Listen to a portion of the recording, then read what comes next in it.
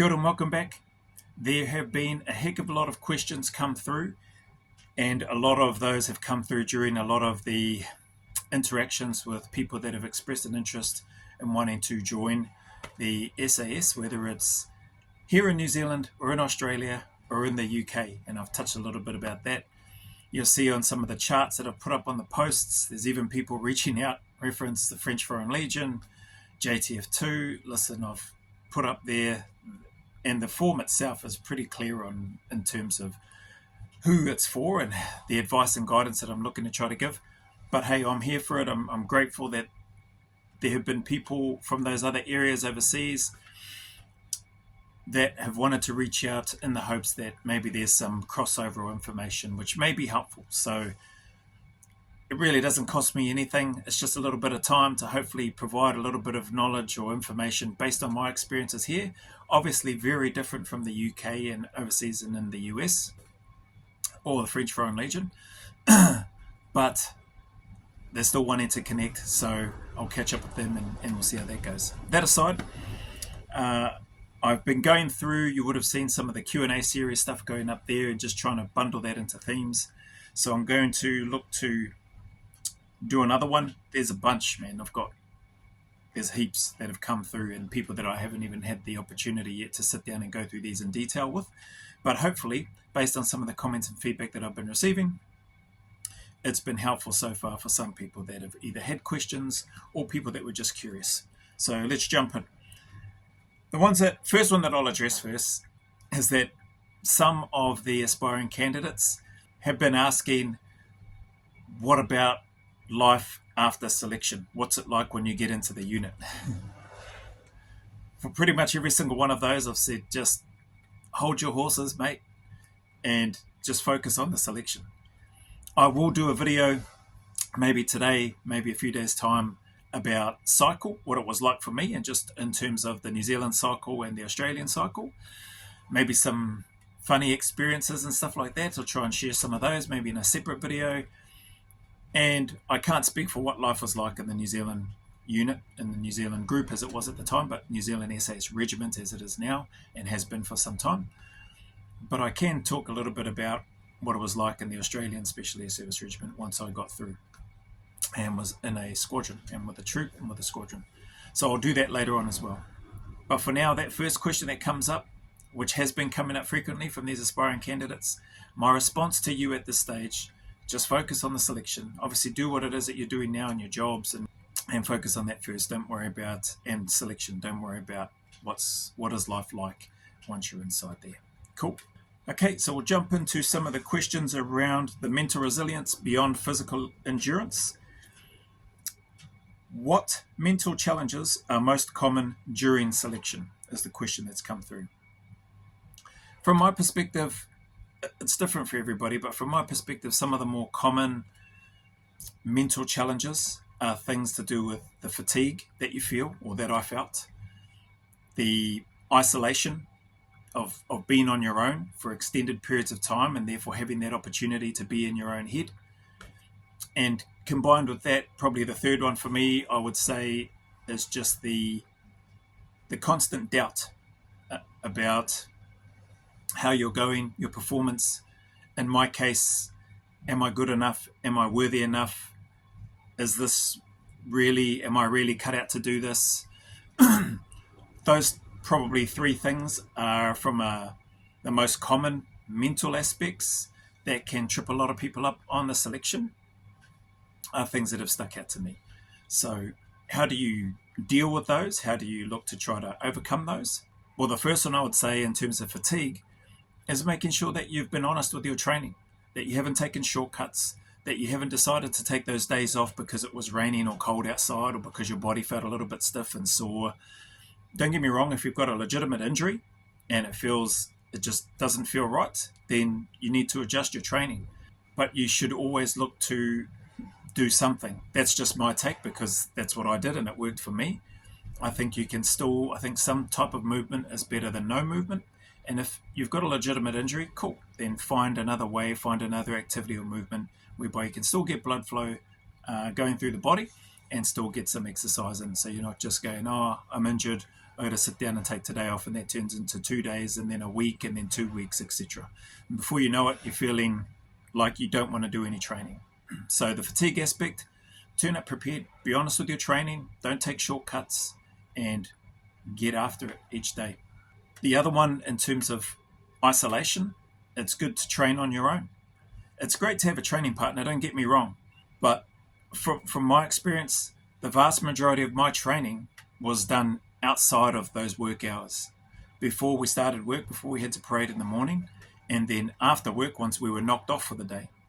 And then on the weekends, more training.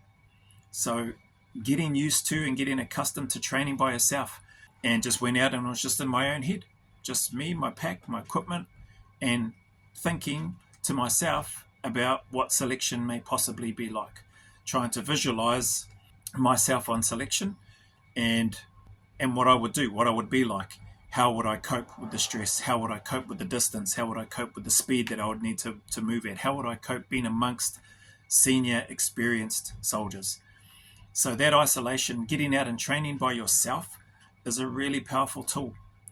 I still use it today. Get out and train by myself. I use it in other ways. Do 1,000 burpees. Just stand there, stay in that same sucky place, no music on, and just count 1, 2, 3, 4, 5, 6, 1. 1, 2, 3, 4, 5, 6, 2. Do that all the way to 1,000. If you like, once you've done that, do it back from 1,000 and count backwards. It causes you, or it caused me, to be present in the moment. That's what I still use now. I didn't do 1,000 burpees, 6 count burpees leading up to, in one hit, leading up to New Zealand selection or the Australian one.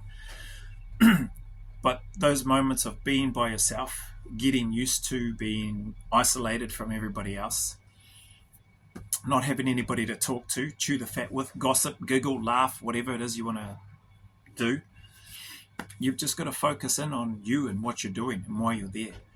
There is no magic pill. There's no secret, not that I'm aware of anyway. It's just get out, put in the kilometers or the miles, wherever you're from, and do the work. So that will combine with the fatigue, that will lead into your isolation and just getting used to that. And the third part that I mentioned, so the fatigue, the isolation, is the doubt. You are going to have doubt. Everybody has doubt about themselves on selection. You'll have doubt about other people that you're on selection course with as to whether or not they will make it. Why do I say that? Well, I did. Honestly, I looked at people and I made judgments of people, as no doubt people made judgments of me. I didn't verbalize them and say, bro, what are you doing here? You got no chance. I never once verbalized that. But did I have thoughts like that? I was looking around the cohort of people that I was with in New Zealand and in Australia, sizing up everybody else, going far out. That person looks fit as, good to go. I want to try to, and this was me tactically trying to work out people that I wanted to try to stay close behind, depending on what stage of the selection that we got up to. I want to try to stay close to that person. If I can stay within, good visual or good 100 meters to 200 meters visual of them, preferably closer or right on their heels, then I felt like it would give me a good chance. You're going to have doubt when the directing staff plant those seeds in your head, when they ask you why you're here, when they criticize your performance, when they criticize and make fun of you in terms of how feeble and weak you look during different stages of the selection. When they pull out their notebook and pen, they look at you and then they start writing things down. You're going to have all this doubt about, what the hell are they writing about? What have I done? You're going to have paranoia. Are my buttons done up? Is my drawstring on my J hat or bush hat done up? Are my pack straps tucked away? How did I just plonk myself down, or did I go down carefully? Like, did I just dump my pack, or did I lower it down carefully? Did I give the right answer? You're going to have a whole bunch of things going through your head. Quietening that is an important part. So being able to get out and training and preparing well helps. Getting out and training by yourself without the distractions, without the noise blocking these ears of yours. Just get out there, let the wind go through your ears and just take in the scenery. And plus it helps anyway, especially if we work training in a busy area, vehicles and other people coming past, give yourself a better chance of being able to hear that. And then that doubt, I wish I had a magic recipe to be able to give to anybody and everybody that goes on there. But the doubt is an important part of any selection, and you are going to experience it. How you choose to calm yourself and quieten that voice that's telling you to, I don't think they like me, I think I stuffed up, I think I'm going to fail anyway, so I might as well pull off. All of that stuff, you need to learn how to figure out in your own way how you're going to quieten that. For me, it was, I can only speak for myself, it was pretty simple. I just ignored it. When those things came into my head, I just understood this is part of what they're looking for. This is all part of the test. To cause doubt, to make you second guess yourself, it is all part of the test. So embrace it, move towards it, and get after it. So with that being said, that's it for this video. Any challenges, trials, struggles that you may be going through, people, keep turning up, Stay in the fight. The sun will shine again. There are better days ahead. It's always the case. I firmly believe that. We're all going through challenges and struggles. You're no different. I'm no different. Our challenges may be different, but we've all got them. Everybody's got them. No matter how they may present on a camera, like me here, or other people, everybody's got stuff going on. So don't think just because you see a portion of a person's life or their appearance on camera that everything is gravy or everything is golden. Well, I can only speak for myself. It's not on my side, but I can tell you what, it's that little bit better every day that I keep turning up and leaning into this space, which is incredibly uncomfortable for me,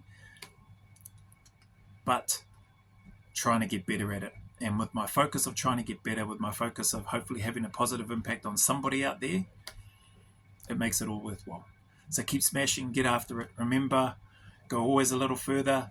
And as always, a big mana away from me to you. Until the next video.